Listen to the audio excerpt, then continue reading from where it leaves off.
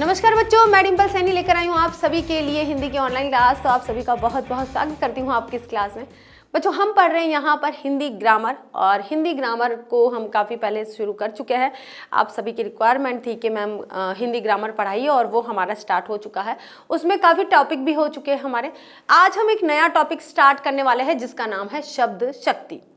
शब्द शक्ति, और शब्द शक्ति देखिए क्या होती है कि आप सभी को पता है कि शब्द का निर्माण कैसे होता है, कि वर्णों के संयोजन से शब्द का निर्माण होता है, और शब्दों के संयोजन से। संयोजन का मतलब क्या होता है, आपस में अगर आप जोड़ रहे हो, किसी सार्थक शब्द को जोड़ रहे हो या सार्थक वर्णों को जोड़ रहे हो, वर्णों को जोड़ने के बाद एक सार्थक शब्द, सार्थक का मतलब क्या होता है, कोई अर्थपूर्ण शब्द निकल कर आता है, वही शब्द कहलाता है।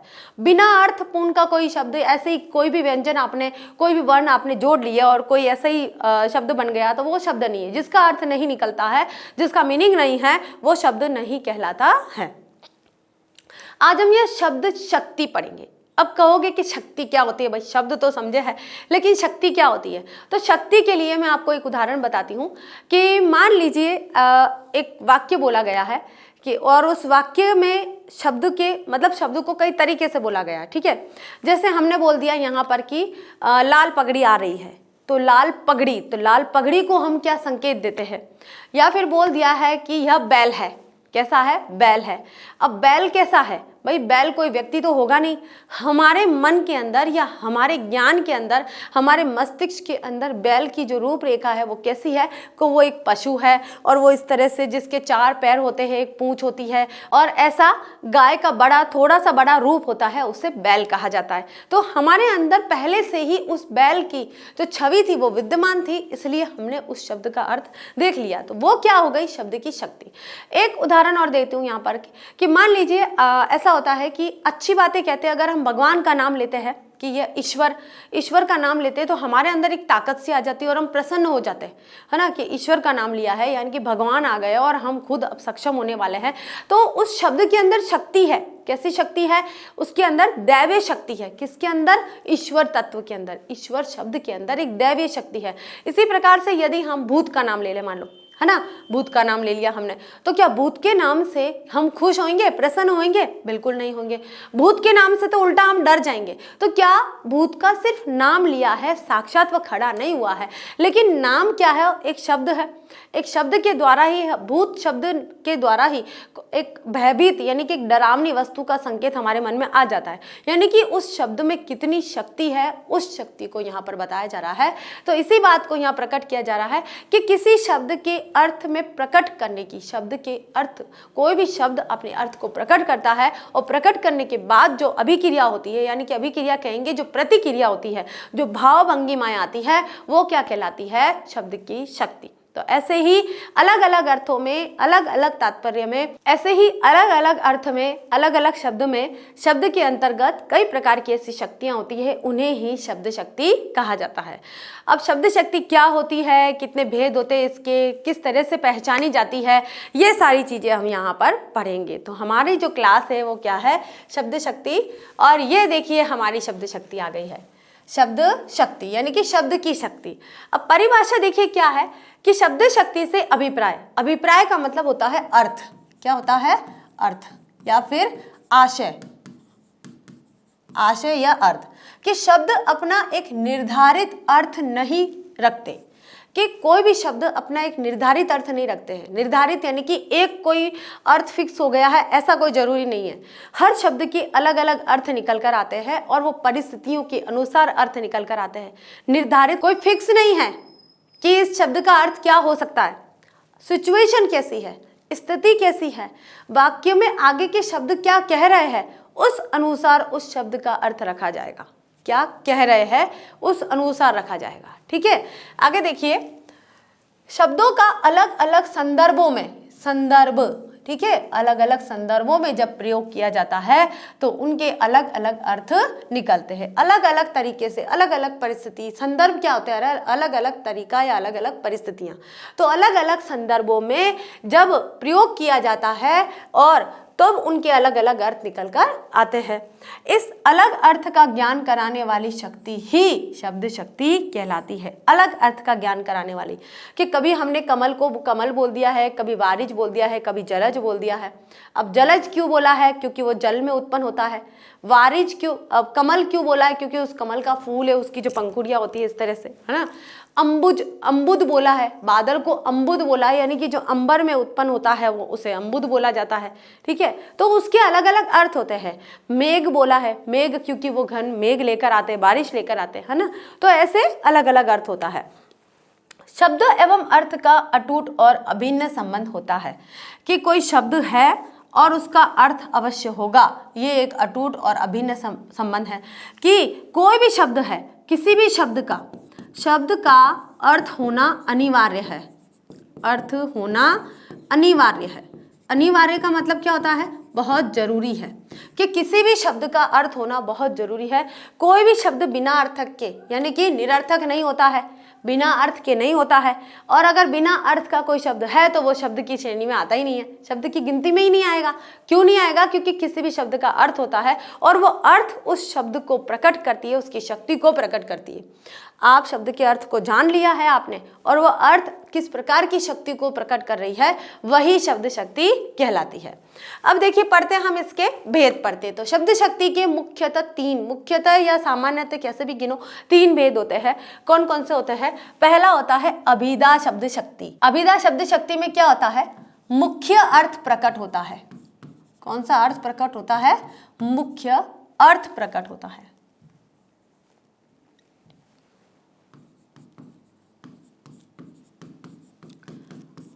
प्रकट होता है, और इसे क्या बोलते हैं?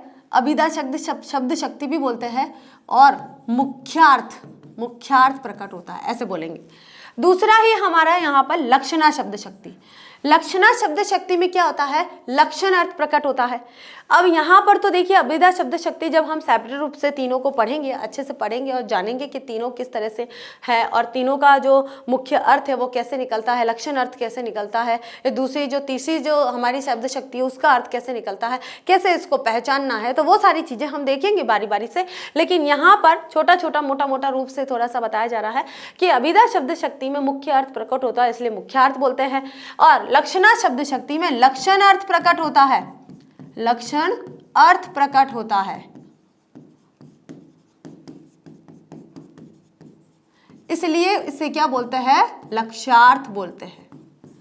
और यहां पर व्यंजना शब्द शक्ति नंबर 3 की है, इसमें व्यंग अर्थ प्रकट होता है। व्यंग्य अर्थ प्रकट होता है,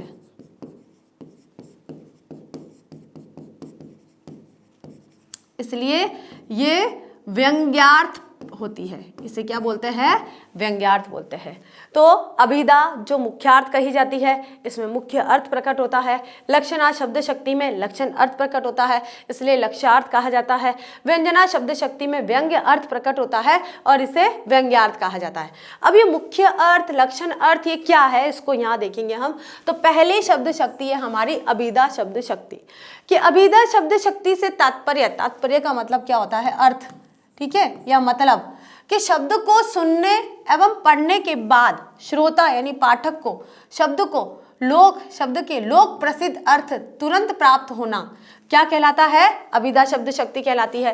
वाक्य में अभिधा शब्द शक्ति वहां होती है जहां पर वक्ता द्वारा कहे गए कथन का श्रोता द्वारा ज्यों का त्यों अर्थ ग्रहण कर लिया जाए, यानी कि मुख्य अर्थ, जो मुख्य अर्थ था वो ग्रहण कर लिया जाए। इसका मतलब वो क्या है?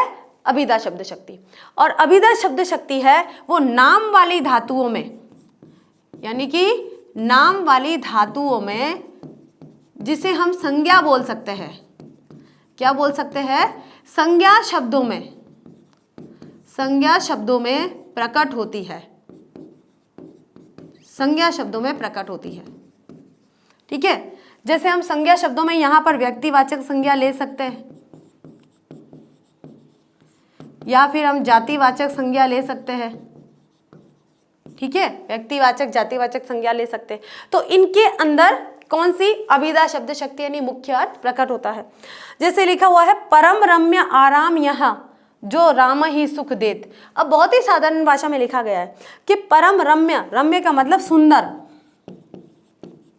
आराम यानी आराम, यहाँ यहाँ यानी यहाँ, जो राम ही सुख देत, राम ही, जो राम का सुख, राम के समान सुख देता है, कि यहाँ पर बहुत ही परम सुंदर आराम है जो राम के समान हमें सुख देता है। ठीक है, अब ये बहुत ही सरल भाषा में था और साधारण होता है, आसानी से समझ आने वाला होता है, जो यानी कि नाम वाली धातुओं या फिर संज्ञा शब्दों में प्रकट होने वाला जो अर्थ होता है वह जिस वाक्य में प्रकट हो जाता है, जिस वाक्य में हमें दिखाई देता है, जिसमें अर्थ ग्रहण आसानी से हो जाता है, वह क्या कहलाती है? अभिधा शब्द शक्ति। अब यहाँ एक पॉइंट और लिखेंगे यहाँ पर कि अर्थ ग्रहण सरल हो जाता है, सरल अर्थ ग्रहण।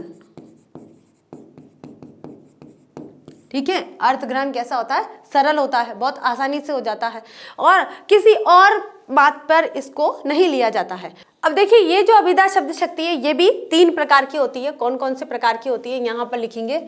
अभिधा शब्द शक्ति के भेद, अभिधा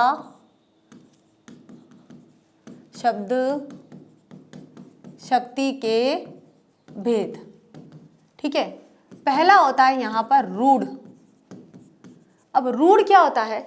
जो रूढ़ी है, जो रूढ़ी है और सदैव एक ही शब्द उसके लिए यूज में लिया जा रहा है, और कोई जैसे बोल दिया है घोड़ा, रूढ़ में क्या हो जाएगा हमारा यहाँ पर? घोड़ा। अब घोड़ा क्या होता है? आपने सुनते ही आपके अंदर कैसी एक प्रवृत्ति आई है, कैसी एक छवि बनकर आई है कि घोड़ा ऐसा फुर्तीला होता है, दौड़ने वाला होता है, यानी चुस्त दुरुस्त होता है। उसका मतलब क्या है? घोड़ा है। घोड़ा कैसा? ताकतवर होता है, बलशाली होता है और हमेशा फुर्तीला होता है। तो इस तरह से ये जो अभिव्यक्ति आती है, ये जो आपके अंदर एक मुख्य अर्थ प्रकट होता है कि राम घोड़ा है ना, राम घोड़ा है, यानी कि राम बहुत ही ज्यादा चुस्त दुरुस्त है, उसका मुख्य अर्थ प्रकट हो गया है। तो ये क्या है? राम घोड़ा है। तो घोड़ा क्या है? शब्द शक्ति, और घोड़े के अंदर जो विशेषताएं होती है वो उसकी शक्ति को प्रदर्शित करती है। इसी तरह से दूसरा आ जाएगा यहाँ पर मनुष्य। अब मनुष्य किसे कहा गया है? जो जानवरों से अलग होता है, यानी कि जो पशुओं से भिन्न है उसे मनुष्य कहा गया है। तो पशुओं के अंदर जो प्रवृत्तियां होती है वो मनुष्य के अंदर नहीं होगी, और मनुष्य के अंदर कुछ अच्छी प्रवृत्तियां होगी, यानी कि कुछ अच्छी बातें होगी, उसे यहाँ पर बताया गया है। तो देखिए, मनुष्य के अंदर अच्छे गुण होते हैं, नैतिकता होती है, संस्कार होते हैं, ये सारी चीजें मनुष्य में बताया। तो कहते हैं ना भाई, तुम मनुष्य हो, तुम क्या हो? मनुष्य हो, तुम मानव हो। तो मानव शब्द कहना या मनुष्य शब्द कहना ही बहुत बड़ी बात हो जाती है, उसके अंदर ही सारी शब्द शक्ति समाहित रहती है। तो देखिए, यहाँ हो गया है रूढ़ में क्या हो गया है? घोड़ा और मनुष्य। दूसरा आता है हमारा यहाँ पर यौगिक। अब देखिए, ये दूसरा आता है हमारा यौगिक। अब यौगिक क्या होता है? देखिए कि रूढ़ तो वे होते हैं जो रूढ़िवादिता से हम एक शब्द के अर्थ को प्रकट कर लेते हैं, मुख्य अर्थ को। अब ये जो यौगिक है ये क्या होता है? जिसके अंदर प्रत्यय समाहित होते हैं, कि जिनमें प्रकृति प्रत्यय निकले हुए होते हैं, प्रकृति प्रत्यय जिनके अंदर आते हैं वे क्या कहलाते हैं? यौगिक शब्द कहलाते हैं। और यौगिक शब्द से, जैसे हमने यहाँ पर लिखा, एक शब्द लिखते हैं दिवाकर, निशाकर, सुधांशु, सुधांशु। ठीक है, तो इस तरह से क्या होगा कि दिवाकर क्या है? दिवाकर किसे कहते हैं? सूर्य को कहते हैं। निशाकर किसे कहते हैं? भाई चंद्रमा को कहते हैं। तो यौगिक है ये जोड़ा हुआ है। निशाकर, निशा और कर, यानी कि जो रात को मतलब रात के अंधेरे में दिखाई देने वाला है ना, जो रात के अंधेरे में दिखाई देने वाला है उसको क्या बोलते हैं? निशाकर, जो रात्रि को मिटाने का कार्य करता है। कौन? चंद्रमा। इसी तरह से दिवाकर, यानी कि जो दिवस को लाता है, दिन को लाता है, उसे क्या बोलते हैं? दिवाकर। सुधांशु, ऐसे अलग अलग नामों से यौगिक शब्द का पता चलता है। नंबर 3 का जो भेद है उसे बोलते हैं योग रूढ़। क्या बोलेंगे? योग रूढ़, यानी कि जो जिसमें योग और रूढ़, यानी यौगिक और रूढ़ शब्द दोनों आते हैं। तो यौगिक और रूढ़ शब्द, जैसे जलज आ गया है, जलज किसे कहा जाता है? जो जल में उत्पन्न होता है, ठीक है, उसे जलज कहा जाता है। जैसे पंकज आ गया है, अंबुज आ गया है, ठीक है, तो ये शब्द क्या कहलाते हैं? योग रूढ़ कहलाते हैं। तो ये साधारण भाषा में मुख्य अर्थ को ही प्रकट कर रहे हैं, इसलिए अभिधा शब्द शक्ति के अंदर ही आएंगे। ठीक है, आगे देखिए बच्चों, अगला आता है हमारा यहाँ पर समवाय वाच्य अभिधा शब्द के 3 प्रकार है। तो 3 प्रकार देखिए हो गए हमारे, यौगिक, रूढ़ और योग रूढ़। जिन शब्दों की उत्पत्ति होती है उन्हें यौगिक कहते हैं, और योग रूढ़ इन्हें खंडित नहीं किया जा सकता।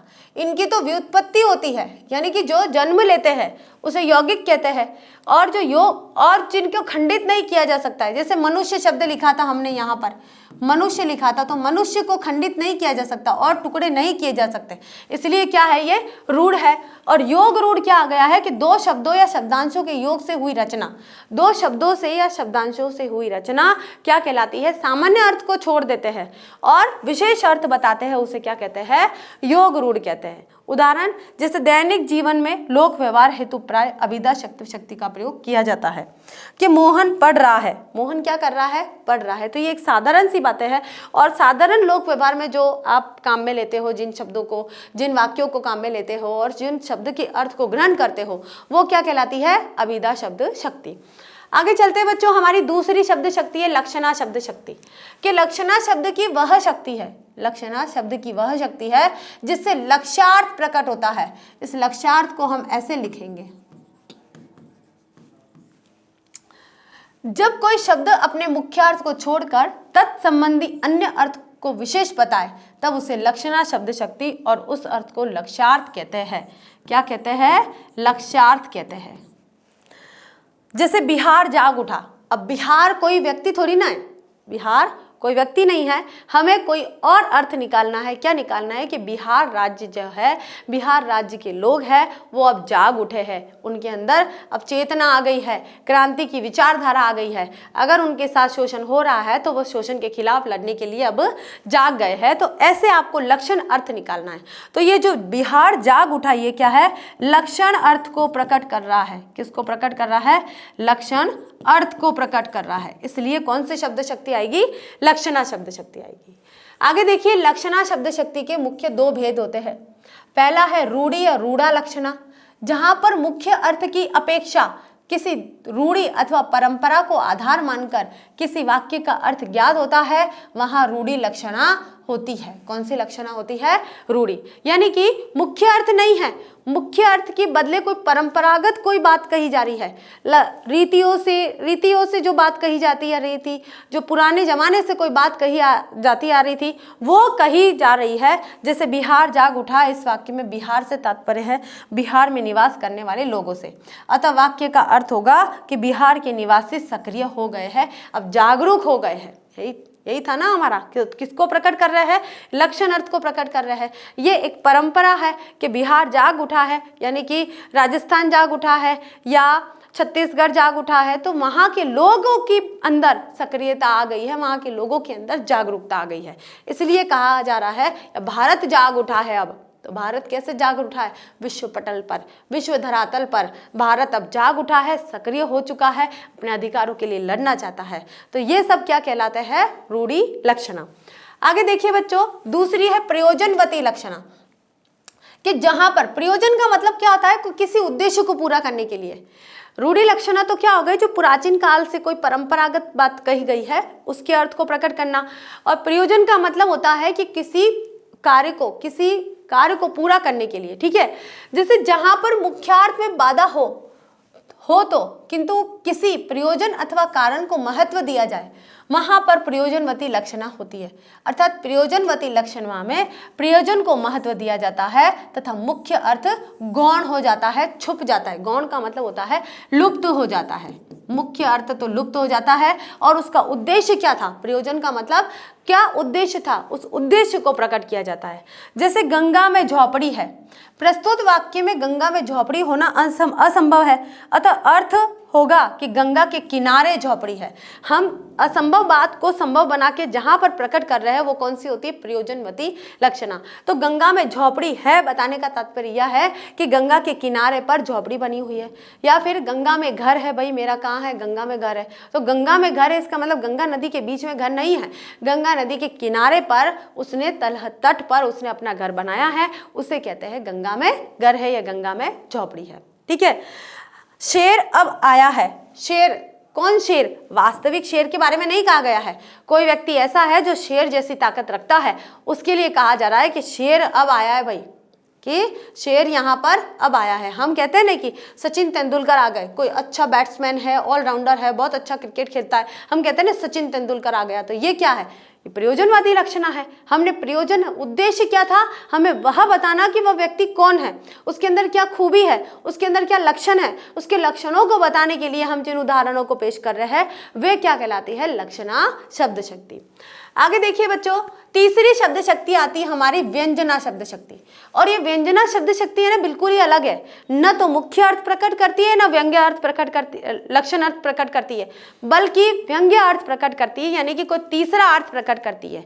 अब ये तीसरा अर्थ क्या प्रकट करती है, देखिए कि जहां न वाच्यार्थ काम होता है, वाच्यार्थ यानी कि मुख्यार्थ, वाच्यार्थ का मतलब क्या होता है, मुख्यार्थ, और न लक्ष्यार्थ अर्थात लक्ष्यार्थ प्रकट हो, यानी कि न तो जहां मुख्य अर्थ प्रकट हो न लक्षण अर्थ प्रकट हो, अर्थात जहां शब्द का न तो लोक प्रसिद्ध अर्थ काम करे और न ही तत्संबंधी विशेष अर्थ प्राप्त काम करे, वहां पर व्यंजना शब्द शक्ति होती है, यानी कि व्यंग्यार्थ लिखा जाता है।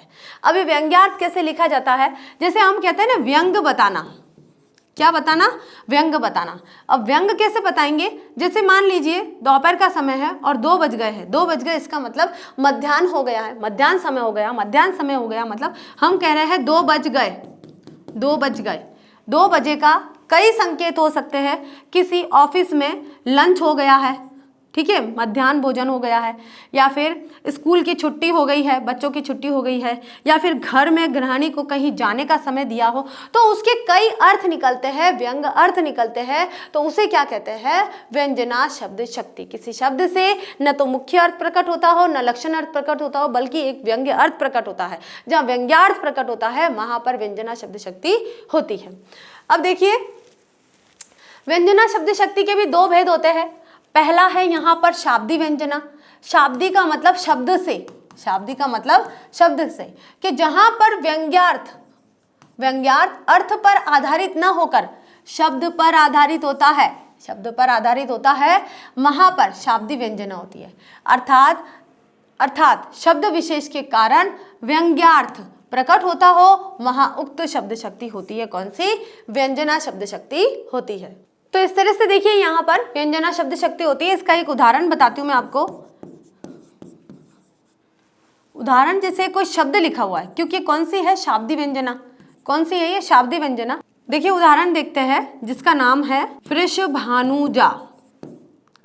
वृषभानुजा, इसके कई अर्थ निकाल सकते हैं, जैसे वृषभानु और प्लस जा। दूसरा निकाल सकते हैं कि वृषभ, वृषभ का मतलब क्या होता है, बैल, और वृषभ आनु, यहाँ पर हम आनु लिख लेंगे, वृषभ प्लस अनुजा, और यहाँ लिख लेंगे वृष प्लस आनु प्लस जा। यानी कि कई अर्थ निकल सकते हैं कि वृषभानु जा, कि वृषभानु की पुत्री, जा का मतलब पुत्री, और वृषभ अनुजा यानी कि जो बैल, वृषभ यानी बैल की संज्ञा दी गई है, और यहाँ पर दिया गया वृष यानी सूर्य की पुत्री, यानी कि सूर्य की पुत्री के रूप में जिसे कहा जाता है उसे क्या कहा जाता है, वृषभानुजा। तो अलग अलग अर्थ, यानी कि शब्द के अर्थ अगर व्यंग्य अर्थ में प्रकट हो रहे हैं, एक तो बैल के रूप में प्रकट हो रहा है, एक वृषभानु की पुत्री के रूप में प्रकट हो रहा है, और एक सूर्य की पुत्री के रूप में प्रकट हो रहा है, तो अलग अलग अर्थ में जहां पर शब्द का अर्थ प्रकट होता है, व्यंग्य अर्थ निकलता है, तो वो क्या कहलाती है, शाब्दी व्यंजना, जिसमें शब्द के कई अर्थ निकलते हैं। तो व्यंजना शब्द शक्ति में एक ही शब्द के, यानी कि एक ही वाक्य के कई अर्थ निकल सकते हैं। 8 बज गए भाई, अब 8 क्या बज गए, 8 बज गए हैं, तो 8 के कई रोल हो सकते हैं। या तो आपको उठकर ऑफिस जाना है, या आपको उठकर स्कूल जाना है, या फिर आपका कोई विशेष कार्य हो, या फिर आपको कोई ट्रेन वगैरह पकड़नी हो, तो कई अर्थ निकलते हैं। व्यंग्य अर्थ में आप उसका कोई अनुमान लगा सकते हैं, ठीक है। तो वो कौन सी होती है, व्यंजना शब्द शक्ति, और ये है हमारी शाब्दी व्यंजना। देखिए, पानी गए न उबरे मोती मानस चुन, या पानी के अनेक अर्थ है। अब हमने कहा पानी नहीं है भाई, इसके तो जीवन में पानी नहीं है, इसका मतलब इसके जीवन में कोई किसी प्रकार की कोई मान सम्मान नहीं है। हम कहेंगे इस मोती में तो पानी नहीं है, मतलब चमक नहीं है। हम कहेंगे इस वस्तु में पानी नहीं है, मतलब इस वस्तु का कोई मोल नहीं रहा है, ये वस्तु कोई चमकदार नहीं है, इसका जो रोल होता है वो सब नहीं है। तो पानी के कई अर्थ निकलते हैं। तो पानी गए न उबरे मोती मानस चून, ये क्या हो गया है, कौन सी शब्द शक्ति आ जाएगी, ये शाब्दी व्यंजना शब्द शक्ति आ जाएगी। अब इसका पर्यायवाची रखने पर व्यंजना शब्द शक्ति समाप्त हो जाती है। आर्थी व्यंजना, शाब्दिक व्यंजना के विपरीत इसमें जब शब्द बदल देने पर भी व्यंग्यार्थ, क्या बोलेंगे, व्यंग्यार्थ निकलता रहे, तब आर्थी व्यंजना होती है। कौन सी? आर्थी व्यंजना। व्यंजना अर्थ में हो, किसी शब्द विशेष पर आधारित न हो, वहां पर आर्थी व्यंजना हो। यानी कि अगर व्यंजना शब्द शक्ति शब्द में होती है तब तो वो शाब्दिक व्यंजना है, और अगर शब्द से पता नहीं चल रहा है, अर्थ निकाल रहे हैं और अर्थ के कई अर्थ निकल रहे हैं, तब हमें पता चल रहा है कि व्यंजना शब्द शक्ति है, तो वो कौन सी? आर्थी व्यंजना शब्द शक्ति हो जाएगी। जैसे एक मन मोहन तो बस के उजारियो मोही, हिया में अनेक मन मन मोहन बसावो, कि एक मन तो ऐसा है कि मोहन ने, यानी कि श्री कृष्ण ने बस के और अपना निवास स्थान बना के मेरे मन को उजाड़ दिया है। अब कहा जा रहा है कि हिया में अनेक मन, कि मेरे हृदय के अंदर अनेक ऐसे स्थान है, अनेक मन है। मन मोहन बसाओ, जो कि मनमोहन कौन है? मन को मोहने वाला। तो यहाँ पर जो मन है, मन शब्द है, उसके कई अर्थ निकल रहे हैं कि एक तो येरा मन, एक येरा मन, एक येरा मन। तो ये तो क्या है? एक मन मोहन तो बस के उजारियो मोही, कि एक मन जो मेरा था, मोहन ने बस के, मोहन ने निवास करके मेरे मन को उजाड़ दिया है। और हिया में अनेक मन, मेरे हृदय के अंदर अनेक मनों को मनमोहन यानी कि श्री कृष्ण ने फिर से बसा दिया है, फिर से उनको वापस से हरा भरा कर दिया है। तो मन के यहाँ पर कई अर्थ निकलते हैं। एक मनमोहन के साथ कर दिया है, एक मन हृदय के साथ कर दिया है, एक बहुत सारे घरों के रूप में कर दिया है। तो ये क्या हो गया? मन के कई अर्थ निकलते हैं। तो मन शब्द के अर्थ को यहाँ प्रकट किया जा रहा है। तो ये कौन सी शब्द शक्ति हो गई है? आर्थी व्यंजना शब्द शक्ति। तो व्यंजना शब्द शक्ति अगर आपके आता है, आर्थी और शाब्दी नहीं आता है, डायरेक्टली पूछ लिया जाता है कि व्यंजना शब्द शक्ति क्या है, तो शब्द और अर्थ के आधार पर अगर उसके कई अर्थ निकलते हैं, एक या दो, यानी कि न तो मुख्य अर्थ निकलता है न लक्षण अर्थ, बल्कि एक दो तीन ज्यादा अर्थ निकलते हैं, तो फिर आपकी यहाँ पर व्यंजना शब्द शक्ति होगी। ठीक है, तो इसी के साथ देखिए बच्चों, आज हमारी यहाँ पर शब्द शक्ति की जो क्लास थी वो काफ़ी छोटी है, इतनी बड़ी नहीं है। और मैं ये कहना चाहूँगी कि आपको जब शब्द शक्ति पहचाननी है तो आप शब्द के अर्थ को देखिए। तो जब मुख्य अर्थ निकल जाता है, किस आसानी से जो बात समझ में आ गई है, आपको कोई वाक्य है और उस वाक्य का आसानी से समझ में आ गया है, तो वहाँ पर अभिधा शब्द शक्ति होगी। और किसी का लक्षण अर्थ निकलता है, लक्षण अर्थ यानी कि कोई रूढ़िवादी बात कही गई है, कोई प्राचीन परंपरा वाली बात कही गई है, तो वहाँ पर लक्षणा शब्द शक्ति है। और एक शब्द के कोई शब्द लिया है और उस शब्द के कई अर्थ निकलते हैं, और अर्थ में भी कई अर्थ और निकलते हैं कि एक शब्द कई अर्थों को बताने का प्रयास कर रहा है, तो वहां पर व्यंजना शब्द शक्ति होती है। तो इसी के साथ आज की क्लास यही समाप्त होती है। अगली क्लास में फिर मिलते हैं, तब तक के लिए थैंक यू।